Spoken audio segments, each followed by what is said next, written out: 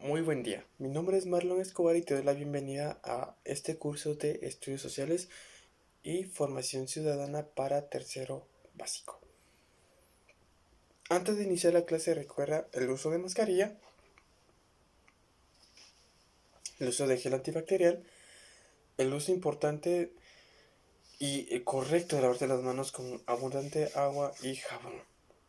Bien, antes de iniciar nuestra clase haremos una actividad que se llama Simón dice. Esta actividad muchos se la deben de saber. Yo voy a decir Simón dice y tú vas a decir exactamente, vas a hacer prácticamente exactamente lo que te diga. Muy bien, empecemos. Simón dice que brinques, que saltes. Ah, no dije Simón. Vamos de nuevo. Simón dice que aplaudas. Simón dice que te agaches. Simón dice que te tapes los ojos. Que te tapes los oídos. No dije Simón. Atentos. Muy bien. Después de un pequeño juego podemos avanzar. Pero antes de meternos a nuestro tema central, que es el día de hoy, ¿tú sabes qué es la Segunda Guerra Mundial? Hace poco hablamos sobre la Primera Guerra Mundial, pero ¿sabes cuál es la segunda? Es cierto, es el conflicto bélico entre las grandes potencias europeas, bueno, no solo de Europa, sino también parte del mundo. Bien, vamos a abarcar más sobre este tema. ¿Qué es lo que inició la Segunda Guerra Mundial? ¿Qué es lo que tú te imaginas que inicia esta guerra? Pongámonos a pensar un poquito. Imaginemos, Alemania. Pero, ¿qué es lo que hace Alemania para que esta guerra eh, inicie? Los campos de concentración. No, eso pasa después. ¿Cuál es el principal factor para que esta guerra estallara? Para que empezara todo esto. Exacto. Invasión de Alemania a Polonia. Recordemos que Polonia era parte del territorio alemán que fue arrebatado prácticamente después del final de la Primera Guerra Mundial, donde Alemania es obligada realmente a pagar con los daños que hizo en dicha guerra. Recordemos que en ese entonces había una organización de Naciones Unidas, no como la de ahora, esa se funda después de la Segunda Guerra Mundial, la muy conocida ONU.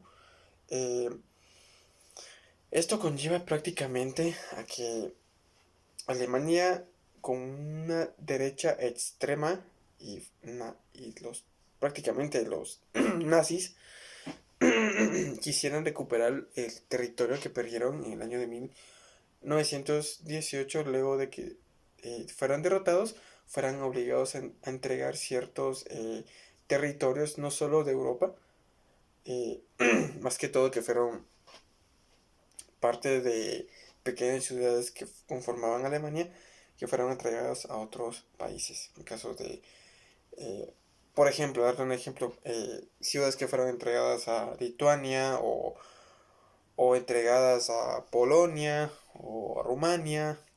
Entonces, inclusive con los territorios que perdieron en África, que fueron cedidos a ya sea parte de Australia, ya sea parte a las Islas Británicas o a Francia.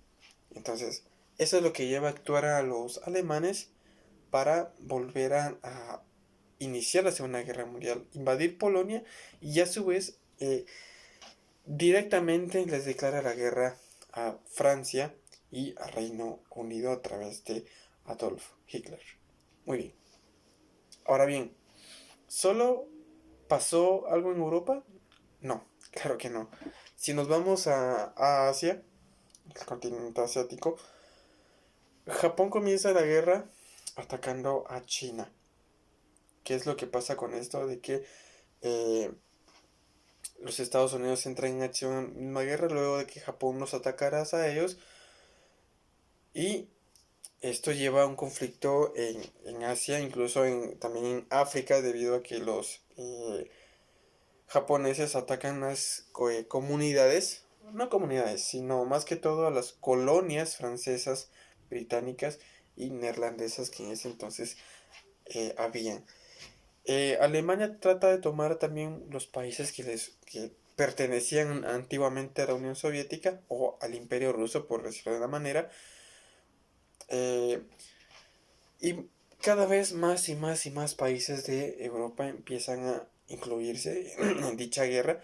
Esto debido a que o eran dominados por los alemanes o se hacían aliados del contrario del rival que los haya atacado.